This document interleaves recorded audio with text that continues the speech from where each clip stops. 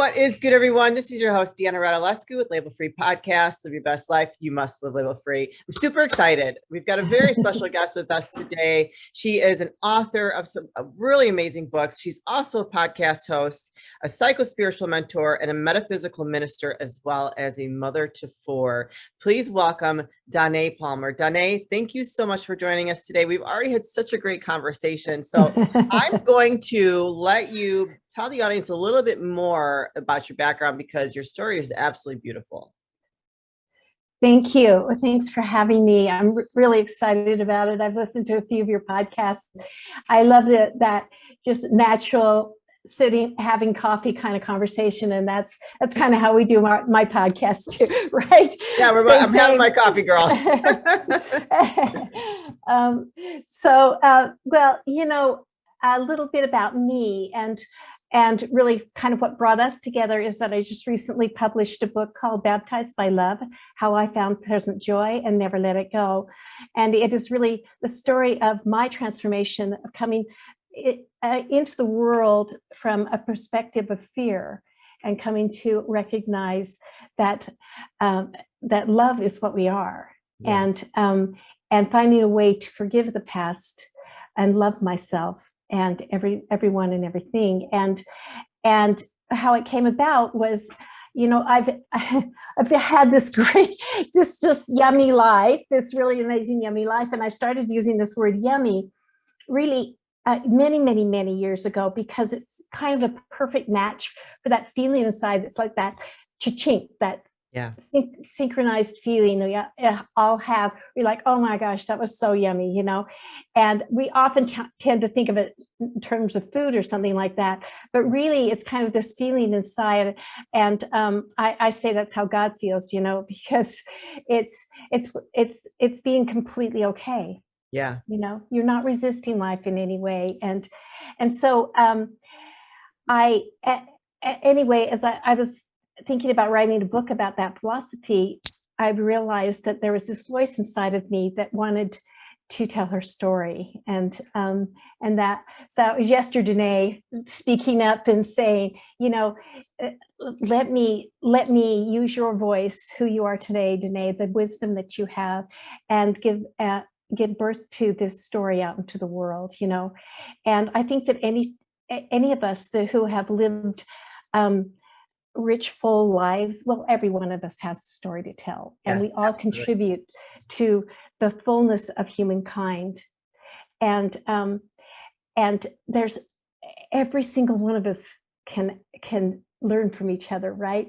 And so I just encourage people, tell your story. And it was such a lovely experience, because I really realized I really found such compassion for who this young woman that I was, that was so terrified of life and felt so unworthy. And so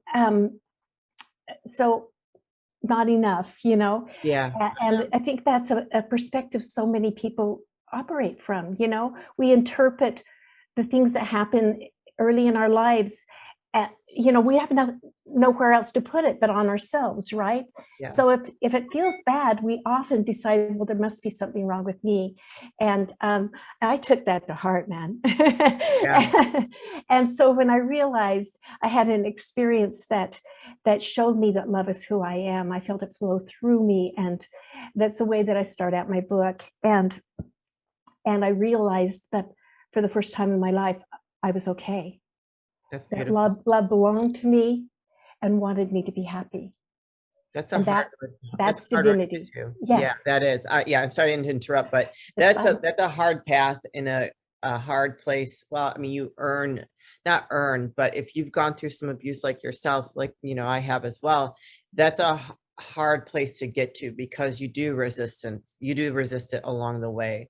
And you know, people are listening to this that are experiencing some abuse and don't feel like they deserve love. You do deserve it. You deserve the best that life has to offer. You deserve to live the yummy way and be in a place of, I mean, look at your smile. You're radiating beauty and joy and happiness. And anybody that's listening or watching, you deserve to feel the same way, just as Danét does. And so, do you want to share? Are you open about some of the abuse that you went through? Yes. And this is really kind of why I wrote Let the Memoir Be Written Through Me. And it's because I think that being transparent about all of it, there's the thing about forgiveness is that you no longer need to shy away from any of those things. I don't have any shame about the choices I made or the circumstances I got into. And because they made me who I am today. Yeah. Coming to terms with them, forgiving myself for my misinterpretation of the events, forgiving the people that were involved and the situation that I placed myself in, the way that I had that whole thing wired up, just forgiving that. It's easy enough to forgive for one reason: it's past. Yeah. Only I can make it up in my head again today and cause myself pain. But when I recognized it was just an interpretation, and it was one that didn't make me feel good about myself. It didn't feel yummy. So as soon as I started to face those things, so I'll tell us a little bit about my story and, how it goes. But the moment of realization for me really was that moment in the shower where I just had this experience. I'll walk that through in just a second, but where I was just standing there in the shower and I was like, how am I alive right now? Yeah. And just 48 hours before I was addicted to an abusive man. Okay. Yeah. And been there. And I always had it in my mind that if I just listened better, did everything he wanted, I just showed him that I was the one person that was going to be there for him, that was going to make him valued, etc., he wouldn't get so upset. Right? Yeah. And of course that never works because his upset had nothing to do with me. Yeah. It just came out on me. And I didn't know that, right? I really didn't know any of that at that time. And the one and only time I left my children with him. My mother had called. She was desperate to have somebody come help her at the custard store. It was just across the street from his house where I was with the children. And so I thought, okay, I'll just go over there. It's just a couple of hours, Yeah. And I came home and he'd burned my son's hands. Oh, wow. And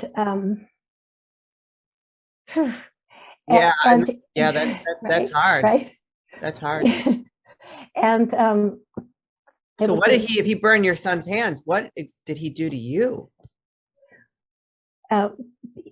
Prior to that, just your usual, anybody that's been abused by a man knows this, a lot of psychological abuse. If you wouldn't have done this, I wouldn't have had to shove you against the wall or grab you by the back of the hair and push your face down or kick you onto the ground or a lot of physical abuse as well, not just the mental, emotional. So all that comes with it. Yeah. Okay. Yeah. But it's different when you think that it must have been something about me. Yeah.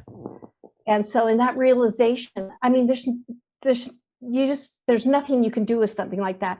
And I was just like, so I grabbed the kids and I got the hell out of there, which was a miracle in and of itself because he was walking away. How old was your son? 2. Oh my God. What is good, everyone? This is your host, Deanna Radulescu with Label Free Podcast. Live your best life. You must live label free. Can we get a round of applause today? Woo! Today I'm excited to announce Manscaped launched their Ultra Premium Collection. Believe it or not, it's for your not so private parts. I'm talking about a leveled up hygiene routine with your favorite manly scent. And let me tell you something. Oh, it smells so good. My man wears this every day. This is an all-in-one skin and hair care kit for the everyday man and covers you from head to toe. Manscaped is trusted below the waist. Now trust them with the rest. Join the 4 million men worldwide who trust Manscaped by going to manscaped.com and use the code labelfree20 for 20% off and free shipping. And you know, so I've been in abusive relationship. My father was very abusive to me and my mother. Like I was, so, you know, I'm the oldest of 5, and I got a lot of the brunt of the abuse from him, physical, mental, emotional, like all of that.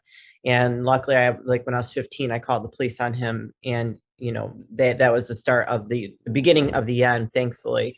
But because of that, what I was exposed to created a pattern for me in my life where I attracted abusive men. And I've experienced all of it. Like the one guy broke into my house, he stabbed me in the arm, you know, he abducted me, took me out in the middle of a cornfield, was going to kill me. Like I've got a scar here from him, like, you know, punching me in the face. I mean, you can't see it. Luckily the plastic surgeon did a good job, but just, you know, and it takes a long time to recover from that. Even when, because he had done all that stuff, my mom forced me to file a police report. And I remember being in court crying, like feeling bad that I'm getting him in trouble. And just because you know what I mean? And it was just like, I look back and I'm like, how could I have felt that way when he just abducted me, was going to kill me? And luckily I fought my way out of it. I fought my way out of it, you know, because he had I had a convertible at the time, like the roof was slashed, you know, I'm like beat up and just terrible stuff. And it's just like, but because I had experienced that early on, I thought that that's all I deserved. And I didn't feel like I deserved, you know, to be loved. I didn't feel like I deserved to be accepted and treated right. And like, I always had to like serve this abusive man and try to make him better. Does that make sense? Yes. Yeah. Yes. That's the dynamic. It's absolutely the dynamic. And, you know, for me, I mean, in now that I'm on the other side of it and everything, I look at this experience, you know, Lucas turned out to be fine. I mean, he has 2nd and 3rd degree burns, and at the hospital. So I look at it like grace, actually, because how much longer would I have tried to justify his behavior? But I couldn't justify that, right? And so, child services took my children from me. And by the grace of God, they let their father come and get them. And he was not an abusive man. And I mean, he's actually a really great dude. I just didn't know how to accept his love. He was my high school boyfriend, and I couldn't tolerate it. I mean, I really didn't know how to be in a relationship with someone who treated me right. I really didn't.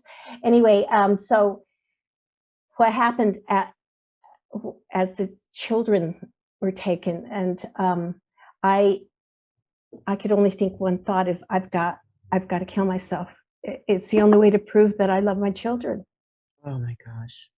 And so I drove over to my coke dealer's house because I knew he had a shotgun under his bed. And I went over there, loaded up on a little cocaine and alcohol, a little courage, and I remember facing myself in the mirror with a shotgun under my chin. Oh my gosh! Just going, you know, who the fuck are you? You know, and I tried to pull the trigger. I was pulling as hard as I could, and it just wouldn't squeeze. I was just like, I can't even do this. Angels were around you. That's right. I can't even do this right, you know? And I just collapsed on the floor and just said, God, if there is a God, please take my life from me.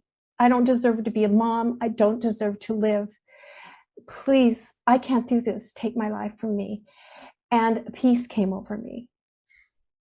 And I just wept. And at a certain point, this thought came through my mind, called the House of Hope. And the House of Hope was a treatment center that my sister had been through and failed to get sober. But it was the only place I knew about where somebody could change their whole life. Yeah. And I was aware that I was being given a second chance. And I called him. Turned out I qualified for the program. and that very first morning was the morning that I was standing there in the shower. And I had this sense of total okayness come over me. love was flowing through every cell of my body. And I knew that that was the first moment of truth in my life. Yeah. Everything else was my interpretation to protect me from the fear that ran through my veins from the earliest memory of my life. I was afraid, you know, and because of that experience, I knew I would do whatever I felt guided by love to do, no matter what the work was. I was going to show up and do it, you know, and tell the truth. And I mean, the truth was there was nothing about the life I had before that moment that I wanted to keep. So it wasn't that hard to do whatever it took in that sense. It was difficult because I had to face all of the things that I had, you know, stuffed down, all of the, but what I started to notice was that when I was trusting this feeling of love, this okayness I felt inside, I felt yummy, and I wasn't resisting what was happening. And it became easier and easier to tell the truth, to just say, oh, and I would notice if I started to glitch up inside, you know, tighten up, and it felt icky. And so I called that my yummy stat, yummy Ricky, you know. If it feels yummy, I'm letting life happen. I'm accepting life. I'm letting it flow. If it feels icky, I run up against some kind of resistance. And maybe it's from my past. I've dragged it into the present, you know, and maybe it's because I have a preference. Oh, I don't want this to be this way. Right. Well, it's this way, Danét. Yeah. It's this way. So you're not wanting it that way is interfering with your feeling good about life right now. So, you know, I started developing this pattern where, is it happening now? Because if it's not happening now, it's not real. It's something that you forgive and let go of. Yeah. And is it loving? If it's loving, then it's true. It's real. If it's not loving, it's not actually real. Yeah. It's some story I'm telling myself about the event. Yeah. So that's kind of been my philosophy. And I was introduced to this woman, Betty, who became my mentor. And I talk about her throughout the book too, you know, but her whole thing was, you know, be audacious, be bold, live who you are, fuck the naysayers, man. Yes. You know, that was totally her thing. And I wanted what she had so bad. You know, she used to finish, when she'd talk at a meeting or something, she'd finish it with, live life, I dare you. And and I was like, oh, that's what I want, you know. And when I asked her to work with me, you know, we had this long conversation. I spilled out all of my secrets to her and everything, and she told me that she had leukemia. Oh wow! And I was just like, here I was. All of a sudden, I had this person, right, that was going to save me. And and now she's going. You found she's going through that. And she says, you know, I was diagnosed with leukemia and they gave me 6 months to live. And, you know, that was years ago. And I go, oh my God, Betty, you're dying. She takes my face in her hand like this. And she says, so are you, honey. What do you do with your present moments? I live. Wow, that's powerful. One of the most profound moments of my life. Yeah. So I knew, you know, every once in a while we have this true experience where we know the only moment we're actually living in is this moment. Yeah. This moment right now. And that's where our integrity is, you know? What do I do with my present moments? I receive them and let them flow through with love. Yes. The best that I can. Yeah. Amen to that. Holy cow. That just moved me. I mean, we're like, it's almost time to say goodbye. My gosh. I know. Thank you for sharing that incredible story. I know for me to finally have started to tell the truth about my story was a very hard journey for me. Like I kept a lot of stuff bottled up, and you know, I'm always been very confident, but I feel like my confidence I've had has really been able to shield me from allowing people to know like my true backstory. And Deanna's so strong. She's so strong. She's my gladiator. She's this, she's that. And so all I let people see was this part of me that I just like, I'm strong, confident, and that was my protection. Yeah. And so as I've been on this journey with my podcast, I've started to share more of my past and my story. And as I've been sharing it, a lot of this weight that I've been carrying has just lifted off my shoulders. And it's like the thought that you had no longer have any skeletons in your closet and everybody knows everything is a very liberating feeling. Yeah. And as I'm having these conversations with you, these impactful, dynamic conversations, or I'm hoping that we're touching lives out there, that maybe someone who will hear this and that they will find courage to accept the love that they deserve and to step beyond the hard exterior and just become a little bit more open to what the universe has for them.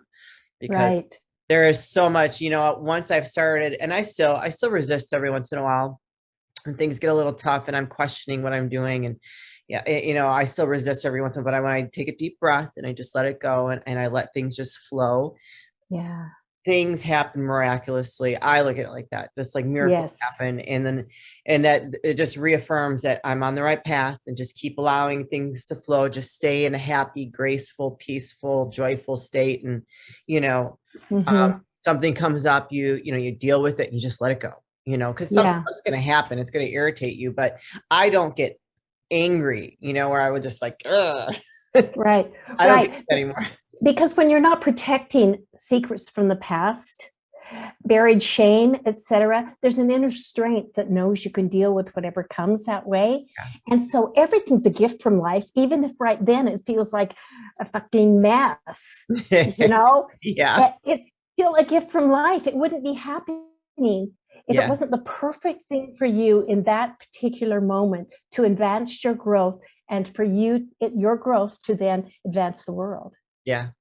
Amen. I think that we are on a constant journey of growing and learning and just, giving, if you're growing, you're giving, I mean, I feel that way. But Danét, I feel like I could talk to you forever, but we don't have a lot of time. Where can people find you, support you, buy your book, and learn a little bit more about you? Well, you can find everything about me on my website, theyummieway.com. And I've got a podcast page on there. You can find also any of the platforms, the Yummy Way podcast. And my book is called Baptized by Love, How I Found Present Joy and Never Let It Go. And you can find that everywhere too. Obviously, Amazon and Barnes and Noble, the independent bookstores. So I'm pretty much listed anywhere there. And if I have a Facebook group called Living the Yummy Way. And so you can find me there too. And if you want to reach out to me personally, my email is danét@theyummyway.com. Awesome. Well, thank you so much, Danét. Keep us posted on any new projects or anything you got going on. Love to have you come back and update the audience. Just what a great, impactful conversation. I feel like you shared a lot of wisdom, but is there any last words of advice that you'd like to leave with the audience before we say goodbye? I guess I'll just kind of circle back to kind of the core way that I look at life. Is it happening now? And is it loving? I think that is an amazing guide. Check your yummy stat. If it's not feeling yummy right now, then you've got work to do. You need to relax and release whatever it is that's going on. You don't even have to know why it feels icky. You can just breathe into the moment and trust yourself to let it go. Yeah. And and I'll just say one more thing. Yes. Starting your day right. I made a date with the divine almost 40 years ago, first thing in the morning. And I've kept that date every day of my life since, never missed it. And I start the day by allowing myself to embody the feeling of love. The first thing out of my mouth or in my mind when I wake up in the morning is, good morning, love. Thank you for my life. Beautiful. I love that. So I'll pass that on to anybody else to start their day. Amen to that. Well, all of the links will be in the show notes, you guys. So do not hesitate to reach out to Danét, follow her on Facebook, go check out her website, buy a book, go listen to the podcast. All those links will be there in the show notes. As always, you guys, thank you for tuning in. This is your host, Deanna Radulescu with Label Free Podcast. Live your best life. You must live label free. Please don't forget to follow, comment, share, rate, review, all those good things. And I'll be back soon with more dynamic guests.